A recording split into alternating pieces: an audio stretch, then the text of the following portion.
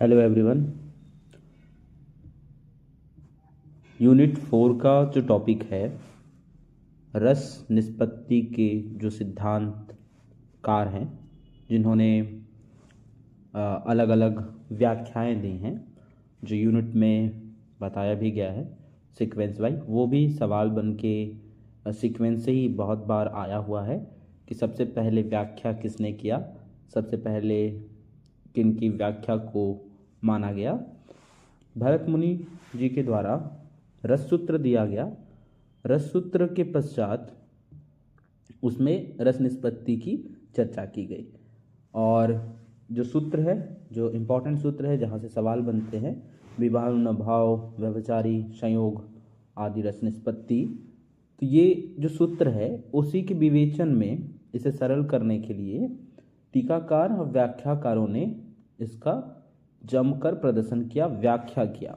तो सबसे पहले जो व्यक्ति आते हैं, जो सिलेबस में मेंशन भी है, आचार्य भट्टलोलट सबसे पहले, और इन्होंने उत्पत्तिवाद का सिद्धांत दिया। जो इससे यूनिट से सवाल बन के आते हैं वो इसी तरीके से क्वेश्चन पूछा जाएगा कि आचार्य भट्टलोलट के द्वारा दिया गया सिद्धांत क्या है, या मैच करने के लिए जो ऑप्शन आएंगे वो इस यूनिट से, इस टॉपिक से बन के आते हैं। आचार्य भट्टलोलट की रस सूत्र की व्याख्या के अनुसार विभाव, अनुभाव तथा संचारी, इन तीनों के सम्यक योग होने से रस की उत्पत्ति होती है, परंतु ये तीनों रस के लिए एक जैसे कारण नहीं होते। तो हम लोगों ने ये देखा है कि विभाव कारण होते हैं, अनुभाव उसकी क्रियाविधि होती है, और संचारी भाव जो क्षणिक रस होते हैं उन सब से फिर आपके स्थायी भाव से, संयोग से रस की निष्पत्ति होती है। तो यहाँ पे बी भाव रस उत्पन्न करता है, मेन क्या है, कारण जो है वो बी भाव है और इसीलिए रस होता है। अगर वो नहीं रहे तो यहाँ पे रस नहीं होगा। और उत्पाद और बी भाव आलंबन उद्दीपन होता है उत्पादन। उत्पाद करने वाला, रस को उत्पत्ति करने वाला बी भाव है, और बी भाव के दो प्रकार हैं, आलंबन और उद्दीपन, और इसी पर बेस्ड है ये उत्पत्तिवाद का सिद्धांत। अनुभव रस को प्रतीति योग बनाते हैं, अर्थात उसे एक तरीके से उसे सरल करते हैं और उस क्रियाविधि तक लेकर जाते हैं जहाँ पर जो दर्शक है, जो श्रोता है, वह उस रस को महसूस कर पाता है। अर्थात अनुभव से पता चलता है कि अमुक व्यक्ति के हृदय में रस की उत्पत्ति हुई है, और यहीं पे संचारी भावों के द्वारा रस की पुष्टि की जाती है कि रस की उत्पत्ति हो गई। अतः दोनों में पोष्य पोषक भाव का संबंध है। इस प्रकार उक्त सूक्त के अनुसार बी भाव, अनुभाव व संचारी भाव रस के प्रति तीन प्रकार से उत्पादन की क्षमता रखते हैं, और इन तीनों के संयोग से रस की उत्पत्ति होती है। तो यही लोलट जो हैं, भट्टलोलट, उनका उत्पत्तिवाद का सिद्धांत है। बहुत ही आसान है। जैसे हम बी भाव देखते हैं तो वो कारण है, आलंबन उद्दीपन है, उन्हीं के कारण से रस उसमें अनुभाव ऐड होता है, अगला स्टेप, और उस अनुभाव से फिर संचारी भाव रसों की पुष्टि करता है कि हाँ हो गया है, फिर स्थायी भाव के साथ मिलकर वह रस दिखने लगता है, प्रतीत होने लगता है।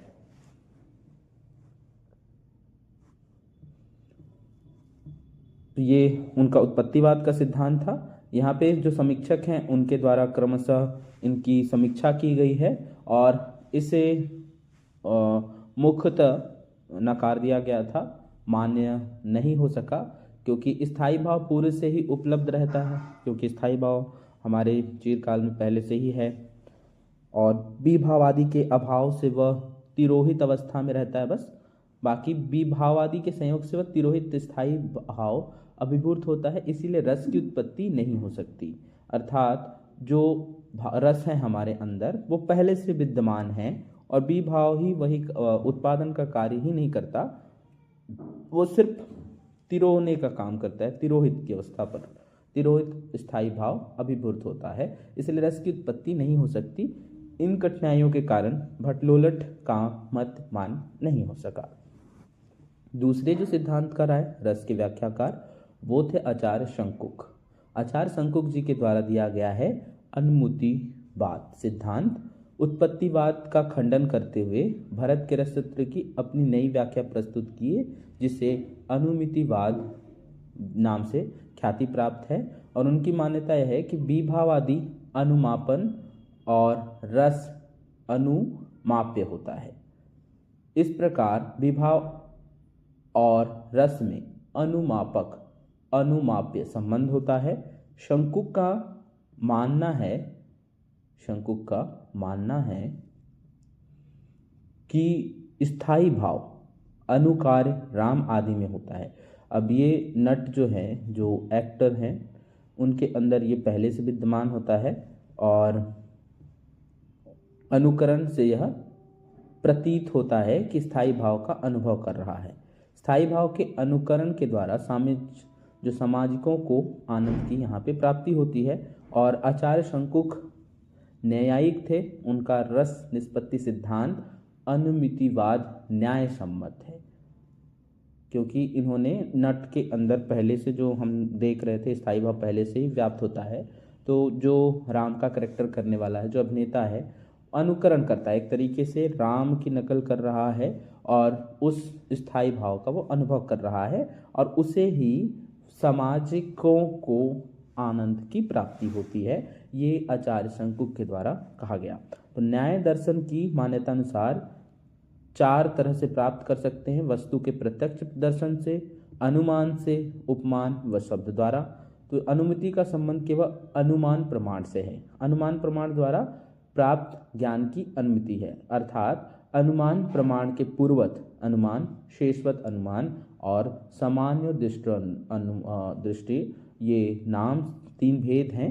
आचार्य शंकुक ने अनुमान सिद्धांत को रस पर लागू किया, स्पष्ट किया कि विभाव पूर्व अनुमान है और अनुभाव शेषवत अनुमान है। अर्थात सबसे पहले जो कारण है वो है पूर्वत अनुमान, जो विभाव कराता है, एक तरीके का कारण है, और अनुभाव शेषवत अनुमान है, और उसी के बाद संचारी भाव समांतो दृष्ट अनुमान है। तो ये सिद्धांत है और उन्होंने अपने सिद्धांत के स्पष्टीकरण के लिए एक और नाम यूज किया है, जिसे चित्र तुरंग न्याय का उदाहरण भी दिया उन्होंने।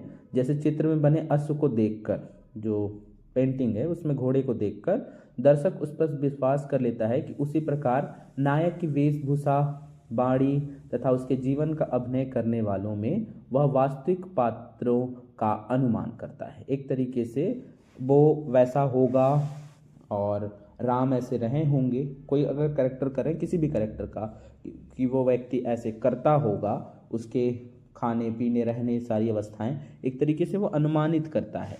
वो है नहीं, वो उस पर एक तरीके से आरोपण करता है। तो ये अनुमान के ऊपर बेस है और आचार्य शंकुक ने राम को दार्शनिक आधार पर प्रतिष्ठित किया। इनका जो समीक्षा है उसमें इन्होंने जो व्याख्या दिया, तत्व अप्रधान हो जाता है, व्याख्या अभिनय तत्व प्रधान और काव्य तत्व अप्रधान हो जाता है। यहाँ पे इनकी भी मान्यता जो है वो एक तरीके से खारिज कर दी गई थी। तो आचार्य शंकुक का भी मान्यता जो है वो नहीं दिया गया। तीसरे जो आचार्य आए भट्टनायक का भुक्तिवाद, और इन्होंने ही सधारीकरण का सिद्धांत दिया है, जिसकी मान्यता है आचार्य भट्टनायक सांख्य दर्शक के मानने वाले थे। उनकी रससूत्र की व्याख्या सांख्यमत सम्मत, ये भी नाम याद रखेंगे, सांख्यमत सम्मत ये भी आता है। और उनके अनुसार संयोग से अभिप्राय भोज्य भाजक भाव, ये भी आता है, भोज्य भाजक भाव वह निष्पत्ति से आशय भुक्ति से है।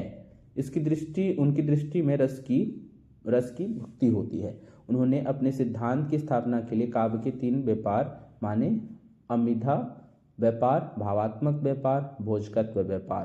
तो ये भी नाम याद रखेंगे।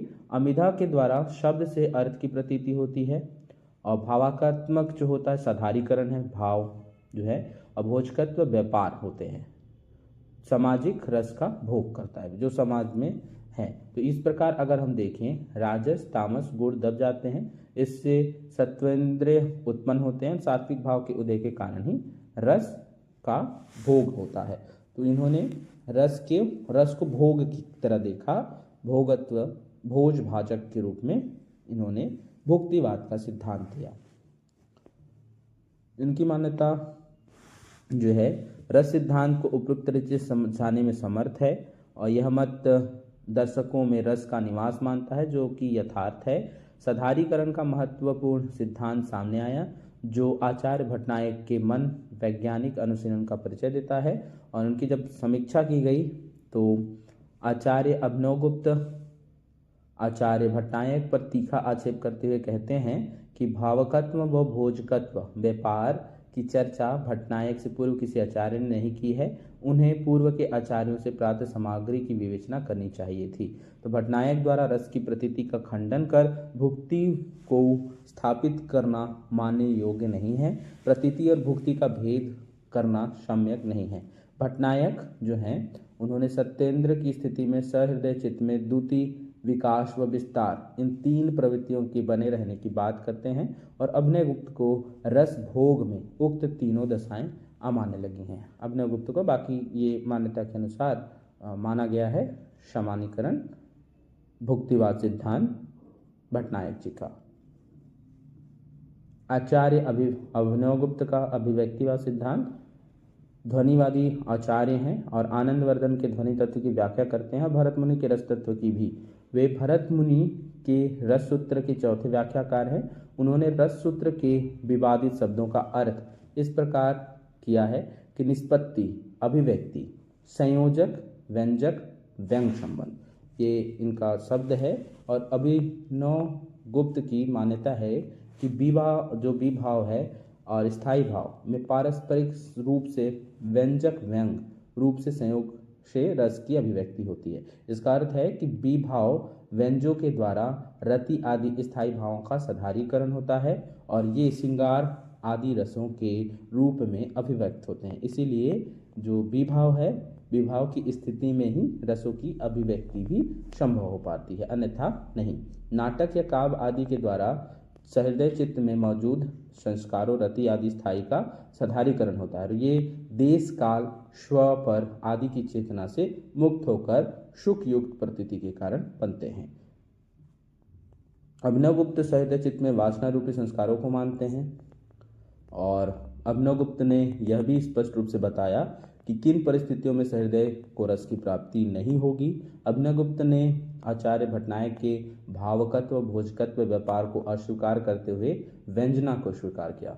तो इनका चवर्ण व्यंजना सिद्धांत भी अभिनवगुप्त का जो क्वेश्चन में आता है, विभावादि को व्यंजन व रस को व्यंग मानकर ध्वनि व रस में समन्वय की स्थापना की। समीक्षा जब इसका किया गया तो अभिनवगुप्त के बाद इस परंपरा में जिन आचार्यों ने अपना चिंतन प्रस्तुत किया, इसमें और भी जो आचार्य हैं धनंजय, धनिक, महिमठ, मम्मट, विश्वनाथ व पंडित राज जगन्नाथ मुख्य रहे हैं।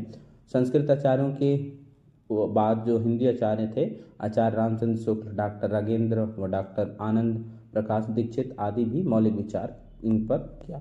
और जब सधारीकरण वाला सिद्धांत सबसे ज़्यादा मान्य हो गया तो काव्यगत अनुभूतियों को किसी व्यक्ति तथा सीमित न होकर सर्व समान तक प्राप्ति ही सधारीकरण है। जिस वस्तु का सधारीकरण होता है वह अपनी विशेषताओं का परित्याग करके सामान्य रूप में प्रतिष्ठित हो जाता है। उदाहरण के लिए रावण द्वारा राम की पत्नी सीता के अपहरण से श्री राम शोकाकुल हैं। यदि यह प्रसंग अभिनीत हो रहा है तो यह शोक सिर्फ राम का नहीं होगा बल्कि उपस्थित सारे दर्शकों का शोक होगा और यही सधारीकरण होना होता है।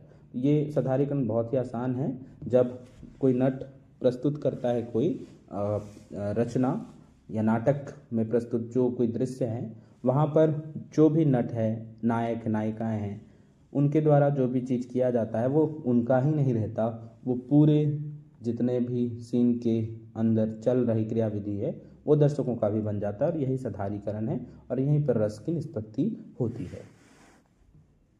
इस प्रकार सिद्धांत को हम लोगों ने देखा। आचार्य भट्टनायक, आचार्य अभिनवगुप्त, आचार्य धनंजय, आचार्य विश्वनाथ, पंडित जगन्नाथ के साथ साथ हिंदी के आचार्य रामचंद्र शुक्ल, बाबू श्याम सुंदर दास, बाबू गुलाल राय, आचार्य नंद दुलारी वाजपेयी और डॉक्टर नागेंद्र ने भी साधारीकरण पर अपना मत प्रकट किया है।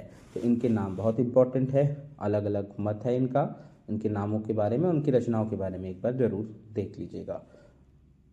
तो इस प्रकार हम लोगों ने रस के व्याख्याकारों को देखा और बहुत आसान है, इनके नाम आते हैं, इनसे रिलेटेड जो व्याख्या है वो भी आता है, तो इन्हें एक बार अच्छे से अध्ययन कर लें।